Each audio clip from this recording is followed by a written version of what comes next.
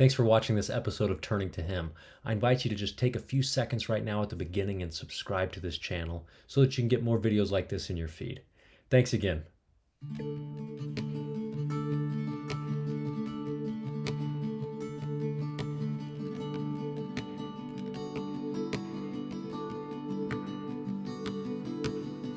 And if you take it back to Christ's teachings again, or the scriptures, even the people were given the law of Moses. They were told exactly, here are the things you do and you don't do. They were given those steps. But then we know that Christ came and gave them a higher law. He gave them kind of more purpose to those steps that they were first supposed to do, commanded to do. And so, yeah, DEI training might be, here are the things that you say or you don't say, but what is the higher law of anti-racism, of love, of empathy? What is that higher law that we can live, that those steps will kind of feed into and help us live that higher law even better? Yeah. I like the idea of separating out what I am versus what I do. And what I am is actually a very short list. I feel like for me, those things last eternally. I am a father. I am a son. I am a husband. Child of God. Yeah, exactly. What I do, that list is huge, and that list can change. And I think sometimes, I know I have felt defensive in conversations about racism where I feel like I'm being attacked because I'm white, therefore I'm racist. I don't think that's the message. And I don't think that's true. I think that I'm sure unintentionally and hopefully not intentionally ever, but unintentionally, all of us have probably done something racist or and even broadening it out, done something to affect a marginalized group like we've been talking about. But that doesn't mean that's what you are. And that doesn't mean that you can't improve. And that doesn't mean that it wasn't an honest mistake. Now, it still needs to be corrected. That's not, we don't write it off. Right. But I think, I know a lot of people, this conversation makes the hair on the back of their neck stand up, because it seems like if you aren't on the crusade, then you're part of the problem and you're a racist. It's like, well, I'm not sure I'm ready to commit to that, to it being that polarized. Any thoughts? Did you have something you're going to say? I had a quick thing. Anne was pulling up a reference in a book here, so I was going to cover for a moment while she found the quote. But because there's another really interesting side of this, which is I'm sure that all three of us on this call right now have benefited from structural racism in one way or another. And it's, Zach, maybe it's, one of us walked into a job interview and the person interviewing us was a white male who saw another white male and something clicked and they go, yeah, I like this guy. He just seems like somebody I like, when it's somebody who looks and talks like, like like the person who's doing the interview, and that sort of a thing. And that's another realization that I had to have was, I've benefited from this, and that kind of feels icky, that kind of throughout my life. And I don't know what those things are, but I can be pretty sure that I have benefited from structural and systemic racism, probably a number of times in one way or another. Well, and if you flip it, white people are also hurt by racism. In the 50s, when civil rights stuff was going on, they used to have these big pools, like community pools that people would go to, but they were segregated and they couldn't, Black people couldn't swim at these pools. And there was a horrific event in Baltimore where a Black boy couldn't go. He had two white friends, and then it was him and another Black friend, and they couldn't go to the pool to swim together. And they were great friends. They just wanted to swim together. And so they had to go to a river, and the boy got caught in a current and he drowned. And so because of that event, they took it to the courts and they said, okay, we need to desegregate all of these pools. And so the white people in some of the towns decided, no, we'll just drain our pools and cover them up. We'd rather not swim together, and we won't let anybody swim in a public place. And so we're just going to cover it up. And so white people also lost the benefit of a community pool because of this racism toward Black people. And ironically, that's when personal pools started to take off. People just put pools in their own backyards because there was no more community pools to enjoy. And so those sort of things, like, I mean, some of us grew up with pools in our backyards, and that comes from racism. And we don't know that sort of stuff. It stems from that. It might, you're the person who put the pool in your backyard doesn't necessarily come from racism, but the idea of having personal pools, so that's some of that structural stuff that's built in that was years ago, decades ago, and we just don't know it. And we take advantage of that, having a pool in our backyard, like, cool, fun, whatever. But that is something that is built off of that. And so, like Roger's saying, some of us benefit from those things that happened a long time ago, those structural things. There's a book that I love called Dear White Peacemakers. Hold it up. Here it is. It's by Oshita Moore. She's a pastor in her church, and it is a whole book about anti-racism, but it's based off of the story of the Sermon on the Mount. And so she teaches anti-racism by using the verses and understanding that as Christians, most of us have of the Sermon on the Mount. That's something that we're fairly familiar with, I would say. And she's talking in this one chapter about how she had been given she was giving a talk somewhere, and this white woman came up to her and was just bawling, and she said, "I'm not a racist. I'm so sorry. I hate that title. Like, I don't want to be called a racist." And she says, "Don't say that about yourself. You are beloved. That is who you are. Your name is not racist. It's beloved. What the world needs are more white peacemakers who know they are beloved by a loving God, and from that overflow, seek the belovedness of others." So when we understand that we're beloved, that we are children of a Heavenly Father and Heavenly Mother, everybody is that. Everybody is a child of heavenly parents. When we have that overflow will help us to seek that belovedness out of other people. So she saw that white woman crying because she had been labeled a racist, or felt that she was labeled a racist. And she said, "Don't even go there. You're beloved. And we just need to love each other." And she says, the practice begins to disarm enmity within ourselves and each other. So some people can feel that anger when they're told that they made a racist mistake, or they, did a microaggression or something. They can feel that anger or that fear that you're talking about. Like, no, don't call me that. I'm not wearing a white hat, like, I'm not a racist.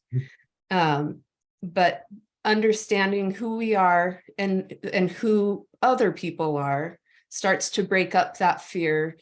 We will make mistakes. We're going to say things out of, an implicit bias or a misunderstanding. We're going to say things that are wrong, but that doesn't mean that we're a bad person. It's like you were saying, separating out who you are and what you do. We are beloved, and we can sense that belovedness in others when we understand it in ourselves. I love that. What a fantastic quote and story. Along those lines, tell me some good news. Are we making progress? I sure hope so. I honestly would say, like, for me to have this understanding and to be able to talk about it with Roger, that's progress. We're teaching our 4 white boys to love people more and to be more compassionate and understanding. That's progress. It's not going to be a fell swoop of now racism is over.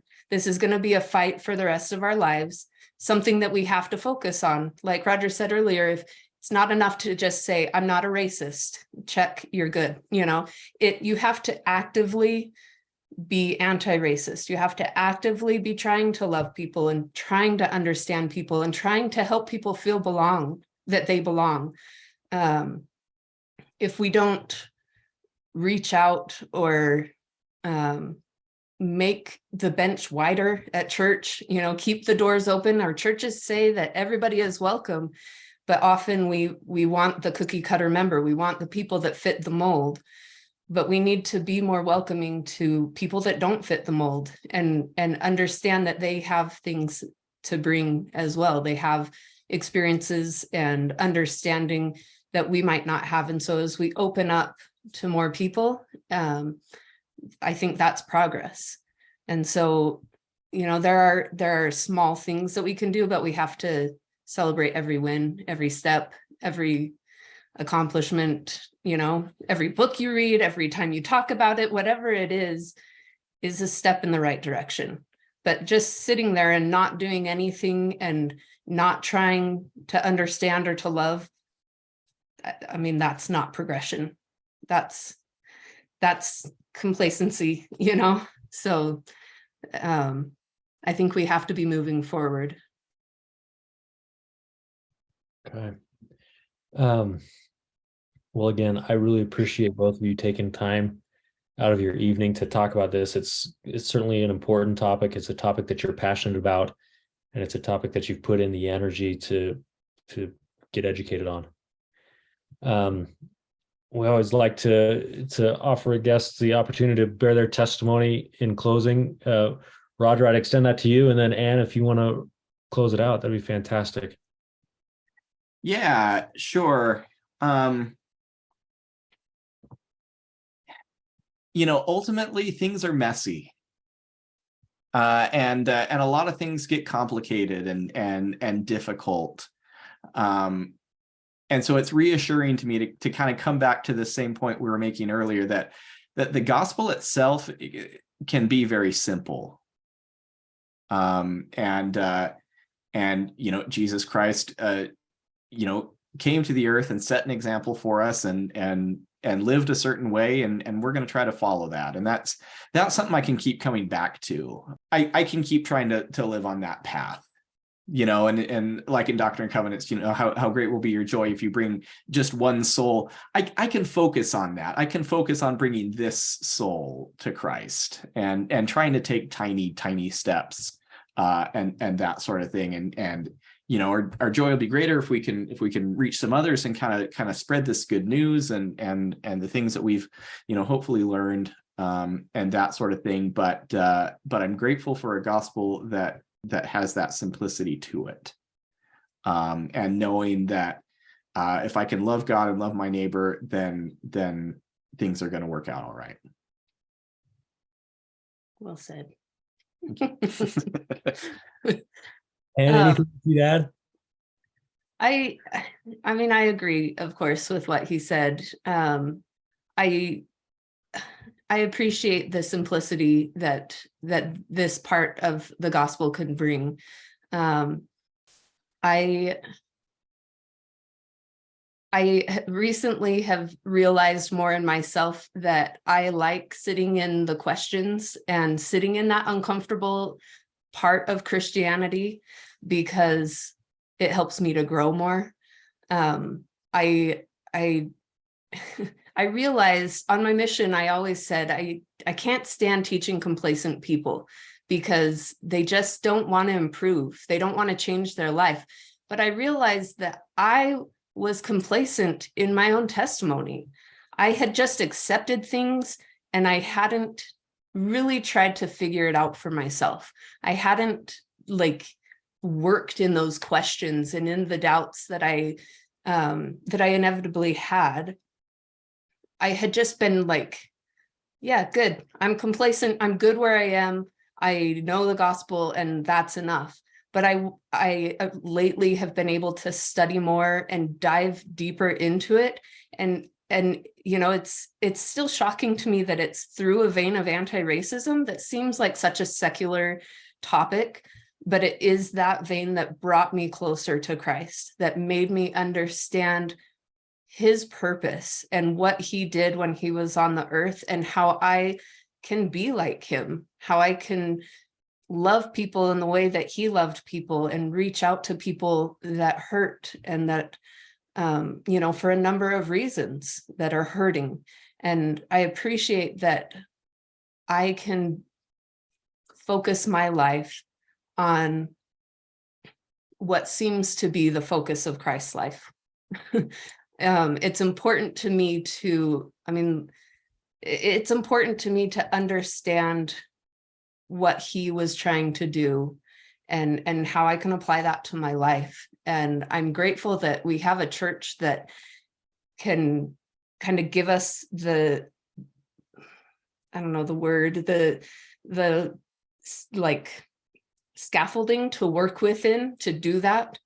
And it's not perfect. Our church definitely has had its own issues with racism and different challenges where people are struggling. But I do believe that as a church, we are trying to be better. Like you said, there are a lot of talks lately that have been talking about unity and empathy and racism and a lot of those struggles. And I think that our leaders understand the importance of working with marginalized people and helping them to feel welcome. And I think there's a lot of grassroots efforts as well. And so we need to just combine those two things. The people at the top get it, and they are trying their hardest to teach it and to educate us. And we need to just put it into practice more. So I'm grateful that we have a church that is headed in that direction, and we can take those steps necessary to be more like Christ and to have him more in our lives to help us to reach out and to love more. Great. Well, I don't know of anybody that would argue against the idea of, Christ teaching to love. So I appreciate both of you sharing your testimonies and of you taking the time to do this. So thank you very much. And I hope that you continue to make and see progress in this area that's so dear to you. Thanks, Zach.